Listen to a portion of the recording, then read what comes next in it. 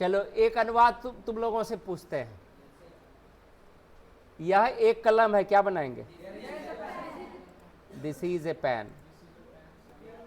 तो यह एक कलम है का अनुवाद दिस आर ए पेन क्यों नहीं लगा सकते हैं?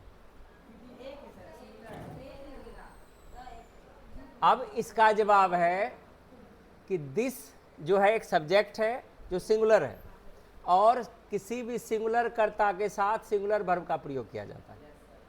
दिस के साथ आर नहीं लगाएंगे, इज लगाएंगे। अगर वहीं पर रहता राधा एक गरीब लड़की है, तो Radha am a poor girl बोलेंगे क्या? क्यों? एम का प्रयोग आई के साथ प्रयोग करते हैं।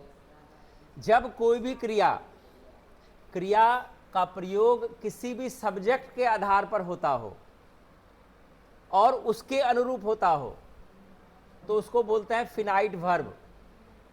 अब इसकी चर्चा यहां नहीं है, ये क्यों बोल रहे हैं आगे हम बताएंगे।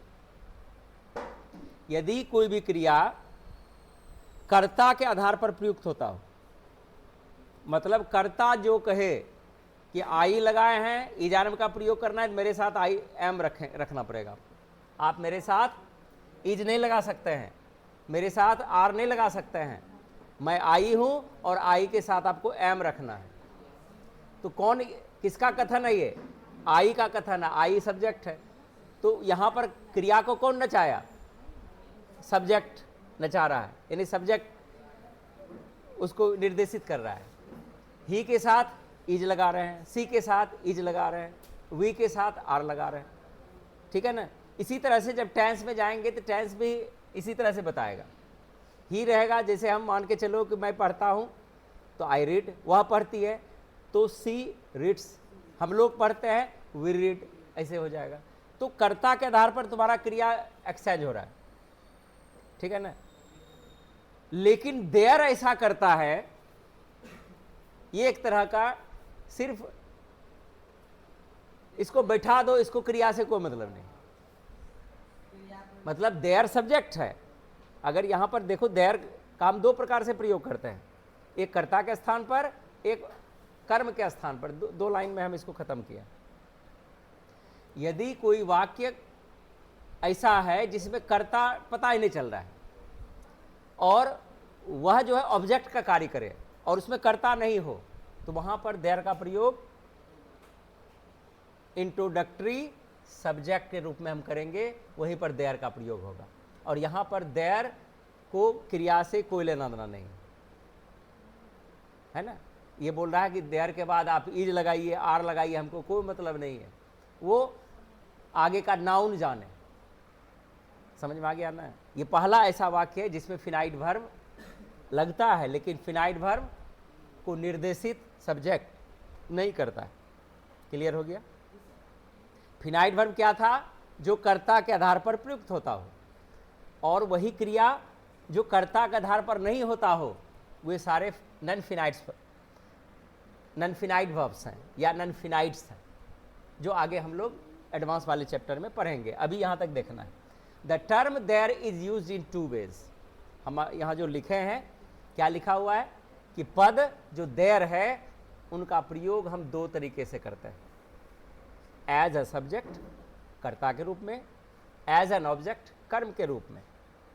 इन द प्लेस ऑफ सब्जेक्ट, कर्ता के जगह जब देयर का प्रयोग करते हैं, there is used as an introductory subject, यानी कर्ता के स्थान पर इसको एक परिचय दिलाने वाला सब्जेक्ट के रूप में करते हैं। मतलब वो सिर्फ इंट्रोडक्टरी है, उसका कोई काम नहीं है, सिर्फ वाक्य के अर्थ को पूरा करने के लिए हम देयर का प्रयोग वहां पर किए हैं। And here it has no any meaning but as an object it is an adverb and its meaning is वहां। लेकिन जब कर्म के आधार पर, कर्म के स्थान पर रखेंगे तो देयर का अर्थ क्या हो जाएगा? वहां, ठीक है ना। अब एक बार इसको मौखिक भाषा में देख लेते हैं। अगर देयर का प्रयोग शुरू में हो तो उसका क्या अर्थ होता है? कुछ नहीं। देयर का प्रयोग अगर वाक्य के शुरू में हो तो उसका कोई भी अर्थ नहीं है, लेकिन अगर कर्म के स्थान पर हो तब क्या हो जाएगा? उसका एक अर्थ होगा। क्या अर्थ है वो? वहां। और उसका रूप क्या है? उसका रूप है कर्म, यानी कर्म के स्थान पर है, लेकिन उसका रूप जो है एडवर्ब है। ठीक है, थोड़ा सा यहां पर देख लेना। ये यहां पर हम एक फॉर्मेट लिखे हैं कि अगर शुरू में देयर हो तो ये इंट्रोडक्टरी सब्जेक्ट है, इसके बाद वर्ब क्या होगा ये तय करता है, ये नाउन तय करता है। ठीक है ना, ये नाउन इस क्रिया को तय करता है। लेकिन अनदर सब्जेक्ट आ गया, वर्ब है, देयर आगे जाके लगा, तो ये यहां पर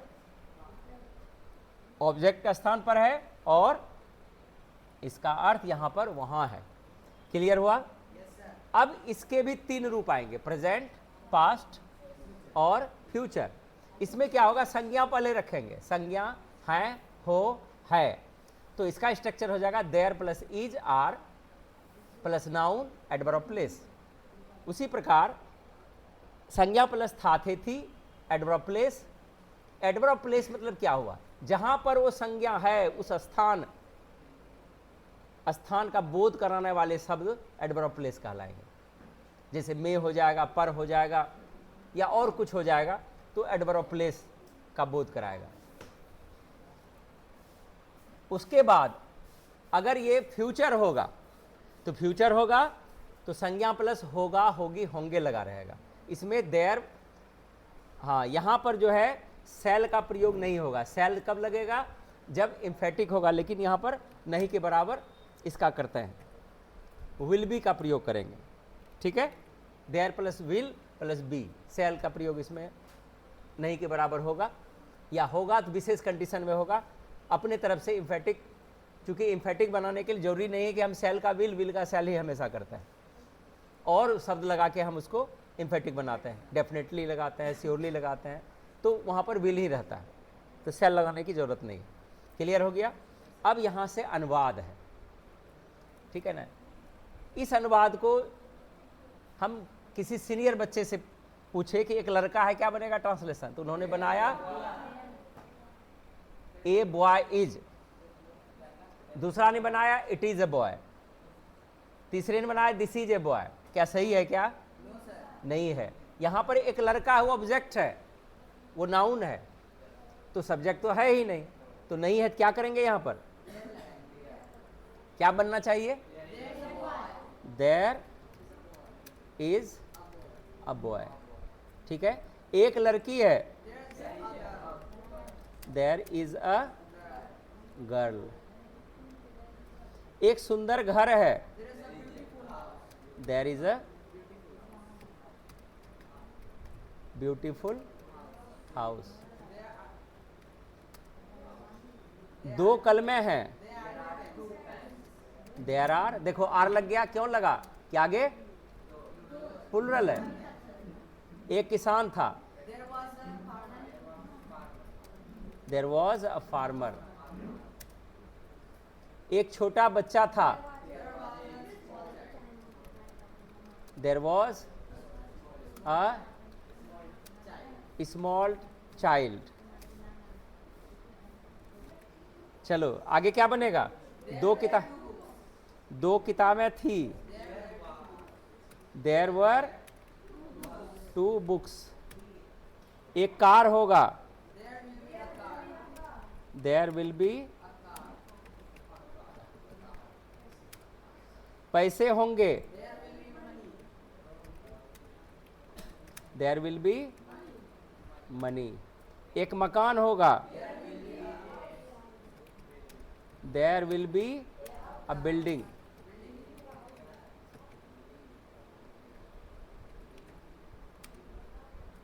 क्या यहां तक समझ में आ गया सबको? क्या इसमें एडवर्ब ऑफ प्लेस है क्या? इसमें किसी में एडवर्ब ऑफ प्लेस नहीं है, इसका मतलब आगे एडवर्ब ऑफ प्लेस अब हम रखने वाले हैं। यहां पर हम थोड़ा सा देख लेते हैं कि स्थान सूचक क्रिया विशेषण कौन कौन है। जैसे हियर का अर्थ क्या हुआ, यहां, देयर का वहां, नियर पास, फार दूर, एबव। अब यहां ध्यान रखना है,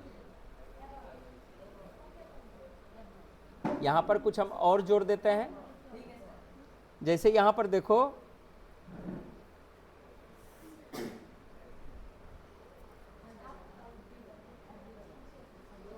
एवब जो यहां पर लिखा हुआ है, इसमें अगर ये बहुत ऊपर के सेंस में है, ऑन और ओवर भी इसी अर्थ में आता है, इसका भी अर्थ यही है, ठीक है, इसका भी अर्थ वही है, लेकिन अंतर क्या है,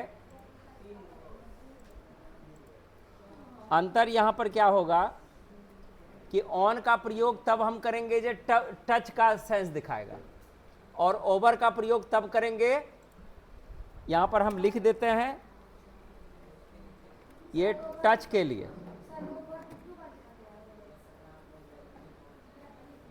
इसका यहां से हटा देंगे, ठीक है, और ओवर का प्रयोग कब करेंगे, फॉर शॉर्ट डिस्टेंस के लिए, ज़्यादा ऊपर नहीं, थोड़ी ऊपर के लिए, और इसको लॉन्ग डिस्टेंस के लिए इसका इस्तेमाल करेंगे। क्लियर है? चलो अब देखो यहां पर बिलो का क्या अर्थ हुआ, नीचे, अंडर, अंडर हुआ कोई वस्तु वगैरह है उसके नीचे, ठीक है, लेकिन खुला में भी इसका प्रयोग कर, जैसे पैर के नीचे, और एक होता है नेतृत्व के किसी नेतृत्व में भी, जैसे कोई व्यक्ति के अंडर कार्य कर रहा है तो वहां पर भी यही लगेगा, किसी का अधीन, ठीक है, इनसाइड या इंडोर, अंदर, आउटसाइड, बाहर, अप, ऊपर, डाउन, नीचे, अबे, दूर, एवरीवेयर, हर जगह, समवेयर, कहीं, एनीवेयर, कहीं भी, नोवेयर, कहीं नहीं, बिहाइंड, पीछे, इन फ्रंट ऑफ, सामने। अब यहां पर भी पॉइंट है, यहां क्या पॉइंट है, ये इसका प्रयोग करेंगे ऑब्जेक्ट कोई भी होगा तब, कोई ऑब्जेक्ट रहेगा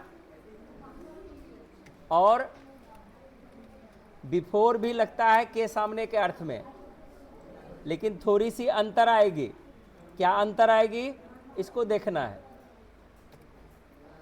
बिफोर जो है ये पर्सन, कोई व्यक्ति है उनके सामने का बोध हो रहा है तो बिफोर का प्रयोग करेंगे, ठीक है, और बहुत अधिक व्यक्ति है तब अमोंग का प्रयोग करेंगे, लेकिन वो आगे देखेंगे अपोजिट का अर्थ होता है विपरीत या सामने के सेंस में भी, अराउंड, चारों ओर, अक्रॉस, उस पार, अलोंग, किनारे किनारे, बिटवीन, के बीच में, नियर बाय, आसपास, ठीक है, यहां तक हुआ कंप्लीट। अब इसी से रिलेटेड नीचे अनुवाद आएगा अभी, ठीक है, उसको बनाना है। अब देखते हैं तुम लोग कैसे बनाते हो।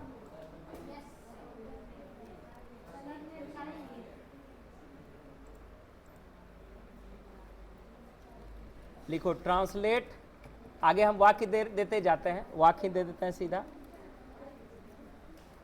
बनाओ इसको।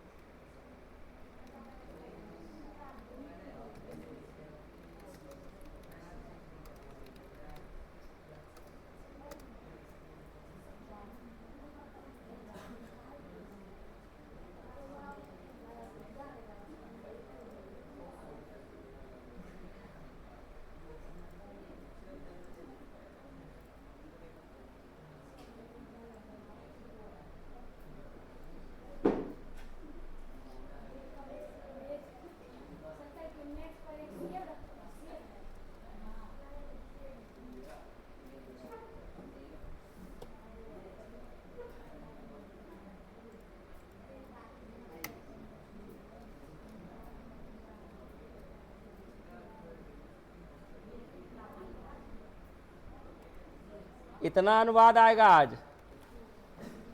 आगे जो है इसमें ज़्यादा से ज़्यादा हमको प्रैक्टिस करना है। इसलिए करना है कि निबंध जब लिखते हैं, खास करके स्थान सूचक निबंध, जैसे विद्यालय पर हो गया, परिवार पर हो गया, घर जैसे कि आवर स्कूल, ठीक है, तो वहाँ पर देयर का प्रयोग बहुत ज़्यादा मात्रा में होगा। ठीक है, आवर फैमिली बहुत ज़्यादा प्रयोग किया जाएगा, आवर गार्डन बहुत ज़्यादा प्रयोग किया जाएगा। ठीक है ना। तो इस तरह से प्लेस सूचक कोई भी निबंध हम तैयार करेंगे तो 70% स्ट्रक्चर जो है देयर से ही लगेगा। इसलिए इसको बहुत ज़्यादा तल्लीनता से और सीरियस होकर के इसको पढ़ेंगे। तो इसमें ट्रांसलेशन है, ये ट्रांसलेशन हम अभी नहीं बताएंगे। हम is, are, was, were, will be का प्रयोग बता चुके हैं। अपना दिमाग लगा करके सबको बनाना है। ठीक है, और उसके नीचे भी अनुवाद है। यहाँ पर इसको क्या किया है, प्रेजेंट का अलग कर दिए हैं, फिर पास्ट का अलग कर दिए हैं, फ्यूचर का अलग हो गया है, यहाँ तक बनाना है। ठीक है, और कल जो है देयर से रिलेटेड टेस्ट के लिए रेडी रहना है। टेस्ट पेपर होगा इसका तुरंत लगा हुआ है। तो यदि हम इतना नहीं, यहीं पर बनाना है जैसे हम बनाते हैं। ठीक है, यहाँ पर इसको हल करना है सामने, और अपना नंबरिंग करते हुए कॉपी रेडी रखना है। ABC तुरंत मारेंगे, कम से कम 40-50, और प्लस ट्रांसलेशन का अलग। ठीक है, इसको हम नहीं बताएंगे अभी, ये टास्क रहा। दूसरे दिन इसको हल करेंगे, लेकिन सबके कॉपी में अनुवाद कुछ ना कुछ गलत सही जो भी है तुमको बना के लाना। ठीक है, तो इसको हम यहीं तक विराम देंगे और घर से बना के लाना है।